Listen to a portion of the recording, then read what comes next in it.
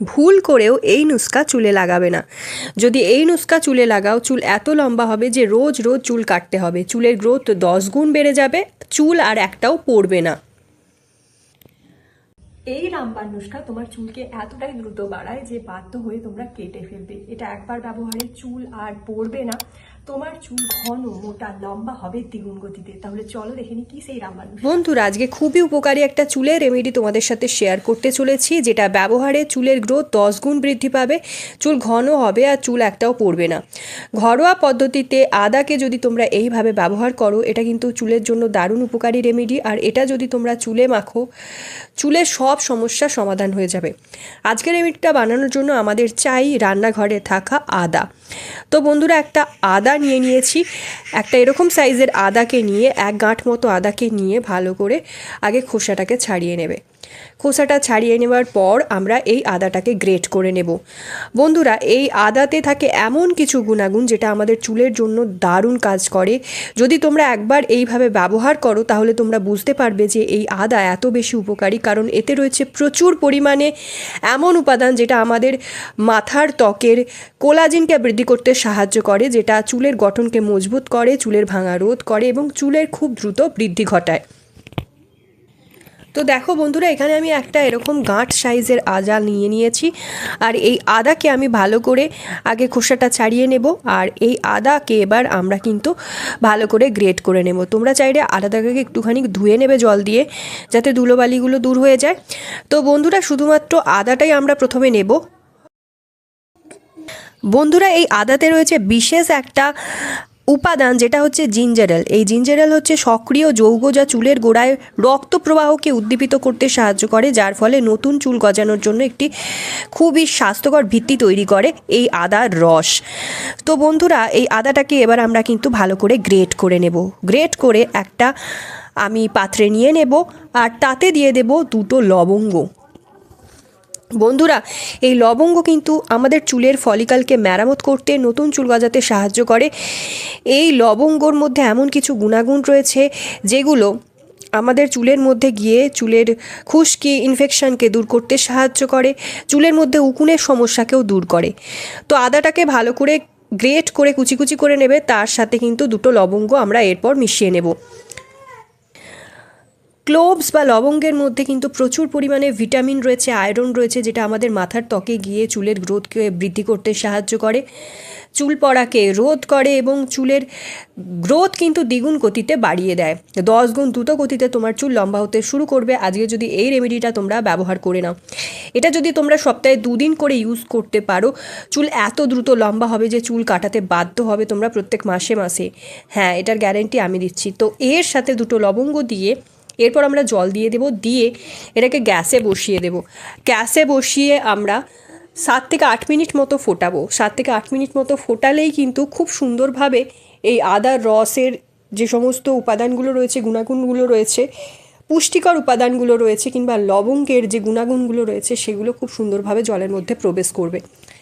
তো দেখো, প্যানটা এখন আমি গ্যাসে বসিয়ে দিয়েছি। গ্যাসে বসিয়ে 7 থেকে 8 মিনিট মতো ফোটাবো, একদম লো ফ্লেমে, লো টু মিডিয়াম ফ্লেমে ভালো করে আস্তে আস্তে করে ফোটাবে।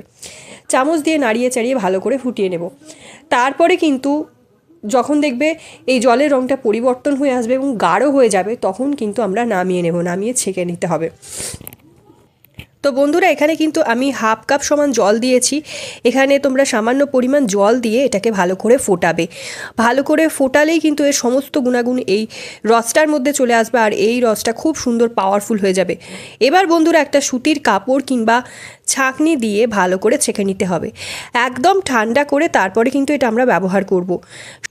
তো দেখো, এবারে কিন্তু আমি এই রসটা খুব সুন্দরভাবে পেয়ে গেছি, আর এর সাথে এমন একটা উপাদান মেশাবো যেটা আমাদের এই রেমেডিটাকে আরও পাওয়ারফুল করে দেবে এবং আমাদের চুলের জন্য অনেক অনেক উপকারী।